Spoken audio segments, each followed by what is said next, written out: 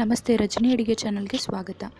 ಇವತ್ತು ನಾವು ಪಾಲಕ್ ಸೊಪ್ಪಿನ ಸಾರು ಯಾವ ರೀತಿ ಮಾಡೋದು ಅನ್ನೋದನ್ನು ನೋಡೋಣ. ನಾನಿಲ್ಲಿ 2 ಬಂಚಷ್ಟು ಸೊಪ್ಪು ತೊಗೊಂಡಿದ್ದೀನಿ, ಪಾಲಕ್ ಸೊಪ್ಪು. ಇದನ್ನು ನೀಟಾಗಿ ತೊಳ್ಕೊಬೇಕು. ನೀವು ತುಂಬಾ ಮಣ್ಣಿರುತ್ತೆ ಇದರಲ್ಲಿ. ಕಟ್ ಮಾಡಿಕೊಂಡು ತುದಿಯೆಲ್ಲ ನೀಟಾಗಿ ತೊಳ್ಕೊಂಡಿದ್ದೀನಿ. 1-3 ಸತಿ ತೊಳಿರಿ. ತೊಳೆದು ಸಣ್ಣದಾಗಿ ಕಟ್ ಮಾಡ್ಕೊಂಡಿದ್ದೀನಿ.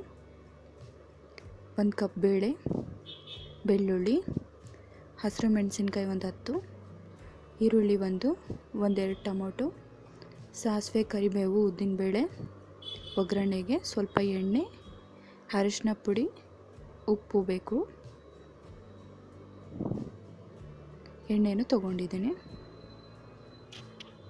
ಉಪ್ಪು ರುಚಿಗೆ ತಕ್ಕಷ್ಟು ಬೇಕು. ಒಂದು ಕುಕ್ಕರ್ ತೊಗೊಂಡು ಕುಕ್ಕರಲ್ಲಿ ಬೇಳೆ ಹಾಕಿ 1 ಕಪ್ ಹಾಕಿದ್ದೀನಿ. 2 ಕಪ್ಪಷ್ಟು ನೀರು ಹಾಕಿ, ಬೆಳ್ಳುಳ್ಳಿ ಹಾಕಿ, ಹಸಿರು ಮೆಣಸಿನ್ಕಾಯಿ 10. ನಿಮಗೆ ಖಾರ ಜಾಸ್ತಿ ಬೇಕಂದರೆ ಜಾಸ್ತಿ ಹಾಕ್ಕೊಳ್ಳಿ, ಕಮ್ಮಿ ಅಂದರೆ ಕಮ್ಮಿ. 2 ಟೊಮೊಟೊ, ಸೊಪ್ಪು ಕಟ್ ಮಾಡಿ ಇಟ್ಕೊಂಡಿರೋ ಸೊಪ್ಪನ್ನು ಹಾಕಬೇಕು.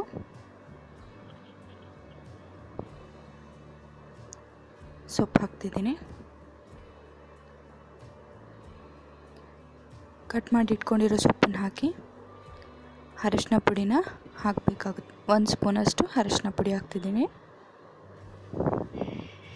1 ಸ್ಪೂನ್ ಸಾಕಾಗುತ್ತೆ ಅರಿಶಿನ ಪುಡಿ. 1 ಸ್ಪೂನಷ್ಟು ಅರಿಶಿನ ಪುಡಿ ಹಾಕಿ,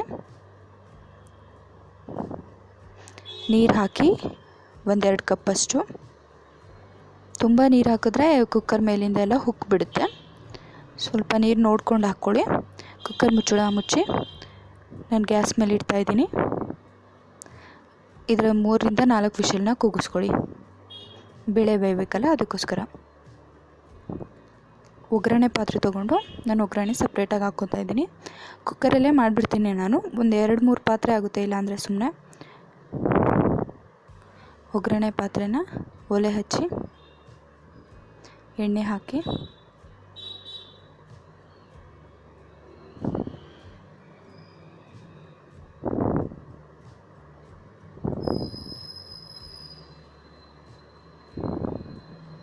ಸಾಸಿವೆ, ಉದ್ದಿನಬೇಳೆ, ಕರಿಬೇವು ಎಲ್ಲನ ಹಾಕ್ತಾಯಿದ್ದೀನಿ ಎಣ್ಣೆಯಲ್ಲಿ. ಮತ್ತು ಸ್ವಲ್ಪ ಈರುಳ್ಳಿ ಹಾಕಿ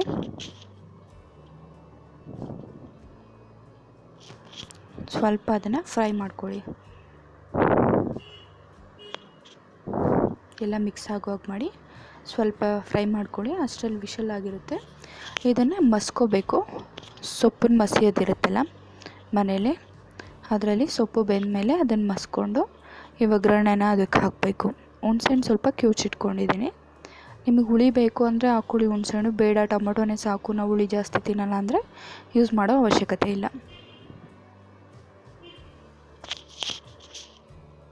ಉಪ್ಪು ಹಾಕ್ತಿದ್ದೀನಿ. ನೀರೆಲ್ಲ ಬೇರೆ ಪಾತ್ರೆಗೆ ಬಗ್ಸಿಟ್ಕೊಂಡು ನೀವು ಉಪ್ಪು ಹಾಕಿ ಇದರಲ್ಲಿ ಮಸ್ಕೊಳ್ಳಿ. ಸ್ವಲ್ಪ ಮೆತ್ತಗಾಗೋಗೆ ಮಸ್ತ್ಬಿಟ್ಟು ಆಮೇಲೆ ನೀರನ್ನ ಇದಕ್ಕೆ ಹಾಕ್ಕೊಂಡು ಬೇಯಿಸ್ಕೊಂಡ್ರೆ ತುಂಬಾ ಚೆನ್ನಾಗಿರುತ್ತೆ. ಇದರಲ್ಲಿ ನೀಟಾಗಿ ಮಸಿಬೇಕು.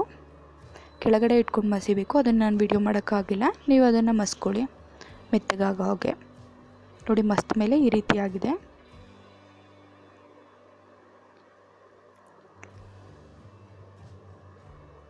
ಇದಕ್ಕೆ ನೀರು ಹಾಕ್ತಾಯಿದ್ದೀನಿ ನಾನು.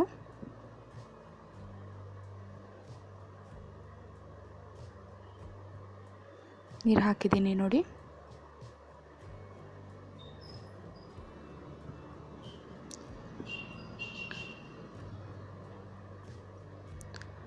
ಈಗ ಇದಕ್ಕೆ ಒಗ್ಗರಣೆ ಹಾಕ್ಕೊಂಡಿದ್ದೀವಲ್ಲ, ಅದನ್ನು ಅದರೊಳಗೆ ಹಾಕ್ತಾಯಿದ್ದೀನಿ. ಅದೆಲ್ಲ ಅದರೊಳಗೆ ಹಾಕಿ ತಿರುಗಿಸ್ಕೊಳ್ಳಿ. ನೀಟಾಗಿ ತಿರುಗಿಸ್ಬಿಟ್ಟು ಒಲೆ ಹಚ್ಚಿ ಅದ್ರ ಮೇಲೆ ಇಡಿ ಸ್ವಲ್ಪ ಹೊತ್ತು ಕುದಿಯೋದಕ್ಕೆ. ಕುದ್ಮೇಲೆ ನೀವು ಇದನ್ನು ಸರ್ವ್ ಮಾಡ್ಕೊಳ್ಳಿ. ಚಪಾತಿ ಜೊತೆ, ರೈಸ್ ಜೊತೆ ತುಂಬಾ ಚೆನ್ನಾಗಿರುತ್ತೆ. ಮಾಡಿ ನೋಡಿ, ಮತ್ತು ಹೇಗಿತ್ತು ಅನ್ನೋದನ್ನು ನನಗೆ ಕಮೆಂಟ್ ಮಾಡಿ ತಿಳಿಸಿ. ಲೈಕ್ ಮಾಡಿ, ಶೇರ್ ಮಾಡಿ, ಪ್ಲೀಸ್ ಸಬ್ಸ್ಕ್ರೈಬ್ ಮಾಡಿ. Thanks for watching. Thank you for all.